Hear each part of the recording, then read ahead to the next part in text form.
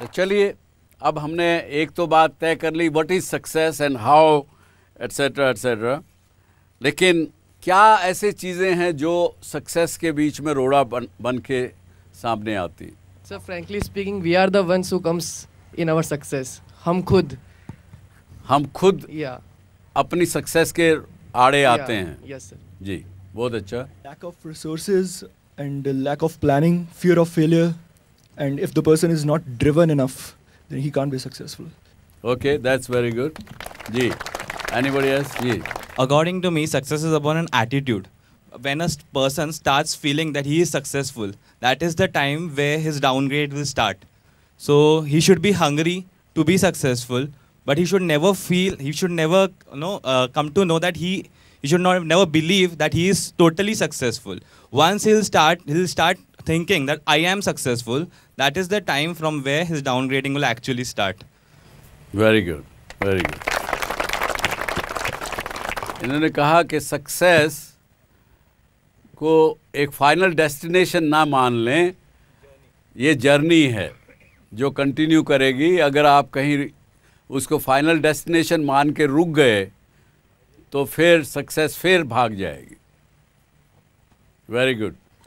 So according to me, we are actually measuring success with money, which is wrong.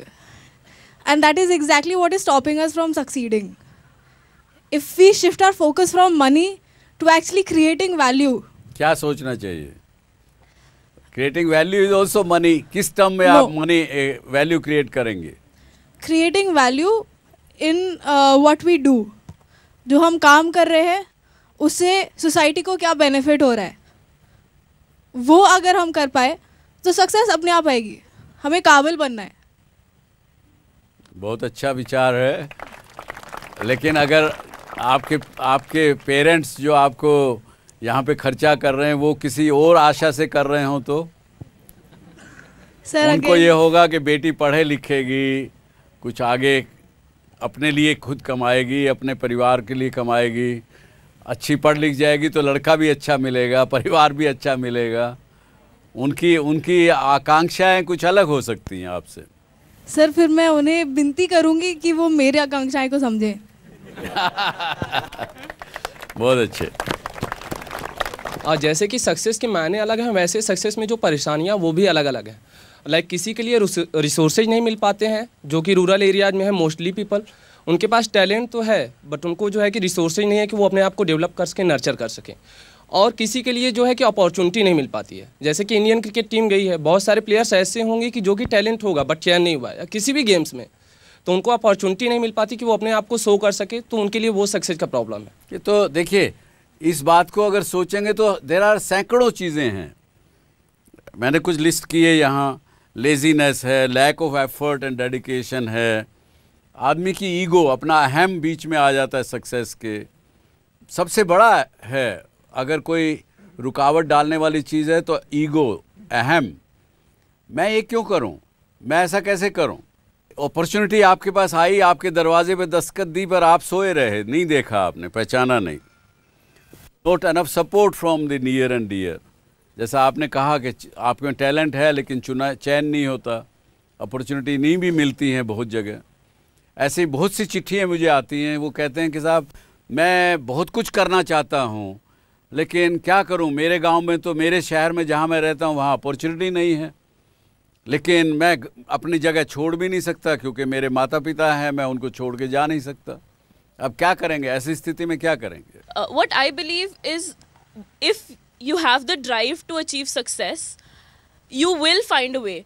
And as a friend said that you know once you feel you're successful, you stop there and then you can't actually achieve success. But what I believe is you should have tasted success once for it to drive you to be more successful and to lead you further on towards the path of success.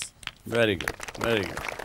इतना एक संशोधन करना चाहूँगा आपकी बात में कि जब आपको थोड़ी सक्सेस का टेस्ट आया ना, आप अपने आप आगे बढ़ेंगे, फिर आपको मेहनत करने की आवश्यकता नहीं है, फिर इतना डिटर्मिनेशन वो खुद ब खुद आ जाता है अंदर से कि आप और आगे बढ़ना चाहते हैं, क्योंकि वो सक्सेस जो है वो अपने आप धकेलती है आगे। जैसा हमारे प्रधानमंत्री जी ने कहा ना कि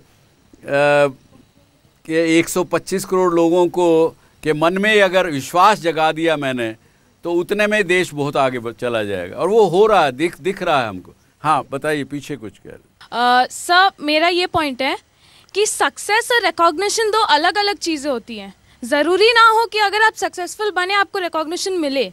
बहुत लोग यहाँ पे ऐसे हैं, या फिर इन जनरल भी, जिनको सक्सेस और रिकॉग्निशन दोनों साथ ब साथ चाहिए। कल मैं सक्सेसफुल हूँ अपने लाइफ में, बट मैं ये फील नहीं करती क्योंकि मेरे को रिकॉग्निशन नहीं मिलता। ज़रूरी नहीं है सक्सेसफुल हो आप और आपको रिकॉग्निशन भी मिले, यही मेरा पॉइंट है। नहीं, ये तो बात, ये गलत अपेक्षा है आपकी। यदि कोई व्यक्ति अपना, you are doing your best, you are giving your best at anything, किसी भी काम को जब आप करते हैं बड़ा ध्यान से, बड़ा विचार से, अपने सारी ताकत लगा के उस काम को यदि करते हैं, और आपको पता है कि मैंने I have given my best shot, even if you have not succeeded, you are still a successful person according to my thinking. और दूसरा, एक बड़ी कोलोकियल उदाहरण है नॉर्थ इंडिया का, कि भगवान ने और कुदरत ने, जिसको जिस भी नाम से आप जाने, जिसको भी आप समझते हो, मानते हो, कुदरत ने कुछ चीज़ें अपने हाथ में रखी। उन्होंने कहा कि हान लाभ, जीवन मरण, यश अपयश, विधि हाथ, ये 6 चीज़ें कुदरत ने अपने हाथ में रखी। तो यश जो है, आप रिकग्निशन का माने यश, आपको मिला कि नहीं मिला, वो उसने अपने पास रखी हुई। कई बार आप कुछ गलत काम नहीं भी करते, उसकी वजह से भी आपको अपयश मिल जाता, आपकी बुराई हो जाती। तो ये रिकग्निशन आपको अपने आप से मिलना चाहिए। बाहर के लोग रिकग्नाइज करें या नहीं करें, उसकी चिंता मत करिए।